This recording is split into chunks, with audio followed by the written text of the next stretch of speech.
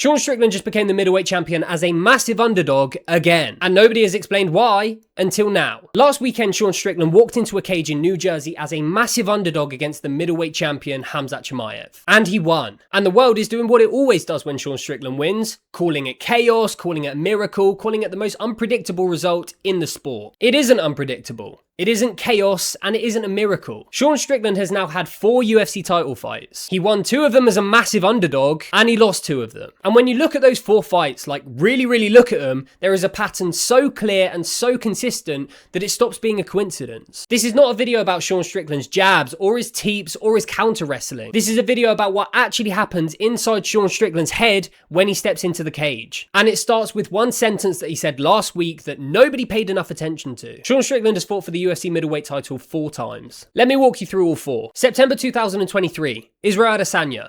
Massive underdog. And nobody gave him a chance. And Strickland won by unanimous decision. One of the biggest upsets in UFC history. January 2024. Dricus du Plessis. Strickland loses by split decision. It was a close fight, but it went the distance and it went Dricus du Plessis' way. February 2025. Dricus du Plessis again. Strickland loses again. Unanimous decision this time. May 2026. Khamzat Chimaev. Undefeated middleweight champion. Massive underdog. And Strickland won in a huge upset by split decision. 2 wins, 2 losses. And the question that nobody is asking is why? Why does the same fighter, same style, same camp, same jabs and teeps and counter wrestling beat one champion as a massive underdog and lose to another? Well, it's simple. The answer has nothing to do with fighting. Look at the 2 fights that Strickland won. Israel Adesanya, born in Nigeria, raised in New Zealand, fought under the New Zealand flag his whole career until he fought in China. Then suddenly, he was representing China. And Sean Strickland looked at that and saw something specific. A man who changes who he is depending on what's convenient. A man without conviction. Khamzat Chimaev, born in Chechnya, fled to Sweden according to Strickland, running from the Chechnyan dictator Ramazan Kadyrov's regime, then built his entire identity around representing UAE. Strickland looked at that and saw the exact same thing. A man who runs. A man who hides behind whoever's going to protect him. Now look at the 2 fights that Sean Strickland lost. DDP is a Christian, proud South African, and fights with genuine conviction, and he represents his country without apology. Strickland could say whatever he wanted about him, and he did, but he couldn't find the thing that he was looking for. He couldn't find the weakness. And when Sean Strickland can't find the weakness, he's just a very good fighter. But when he finds it, he becomes something completely different entirely. Last week ahead of UFC 328, Sean Strickland said something that most people just heard as another quote from a man that doesn't ever shut the fuck up. It wasn't. He said, "My dad kind of made me violent because he was such a weak man. Growing up, my dad was like the boogeyman. He was the scariest thing in my life, watching him beat up my mum and throw beer bottles at me. His father,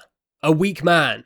The scariest thing in Sean Strickland's life." Kind of ironic. Strickland was 17 years old when he finally stood up to him. His father was stopping his mother from going to work, and Strickland walked in and he headbutted him. And that was the moment that changed everything. Think about what Khamzat Chimaev did at the press conference last week. He went after the father directly, called himself Strickland's new daddy, and he said he would make him cry. He brought up the child abuse in front of the cameras, and he thought he was getting in Strickland's head. He wasn't. He was handing Strickland exactly what he needed. Because the moment that Khamzat Chimaev, a man that Sean Strickland already believed was a coward, started mocking child abuse in a room full of people, he stopped just being an opponent. He became the man in the kitchen, and we already know how that story goes. DDP tried the same thing before their first fight. He brought up the whole father story at the press conference. But here's the difference. DDP said it once. Then he stopped. Then he fought with conviction and pride and never stopped being who he knew he was. And Strickland couldn't categorize him, couldn't find the weakness. DDP is a genuinely hard man to hate. Not because Strickland specifically liked him, but because there was nothing there that really reminded him of his father. No running, no hiding, no changing flags, no mocking child abuse for cameras. Just a fighter that believed in himself completely. And Strickland lost. Twice. The pattern isn't about skill. It's not about preparation.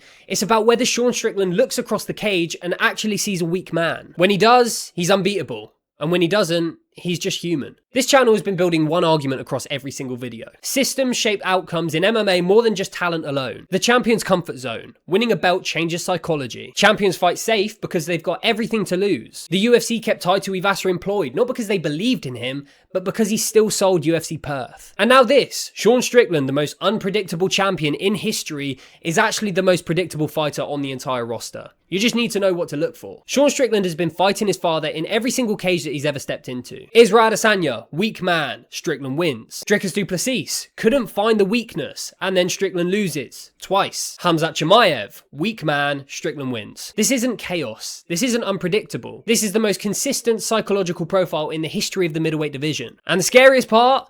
He's still champion, and he's still looking. Sean Strickland will never be the most technically gifted fighter in the middleweight division. He'll never be the most athletic, or the most powerful, or the most decorated. But there is a version of Sean Strickland that nobody on this roster knows how to prepare for. A version that only unlocks under one specific condition. His father was a weak man who hurt his family, and Strickland spent his entire childhood being afraid of him. Then one day, he wasn't afraid anymore. And he did something about it. He has literally been fighting his father in every single cage that he's ever stepped into. And when he finds him, he's unbeatable. And it seems like it's going to be Nassourdine Imavov who's next for that title opportunity. But the question is, does Sean Strickland see him as a weak man or not? Because if he does, he is fucked. And I'm not going to lie, I feel like that fight's going to go exactly like the first one. Sean Strickland's just going to be a bit too much for him, but it's still an exciting fight altogether. But let me know your thoughts in the comments. And as always, thank you so much for watching this video. I really, really appreciate your time. If you have a moment, please feel free to like, comment, and subscribe. Hit the bell. It lets you know every single time I post and upload. I hope you're having a good day. I hope you have a good rest of your day. Thank you so much for watching, and I will see you in the next one. Goodbye.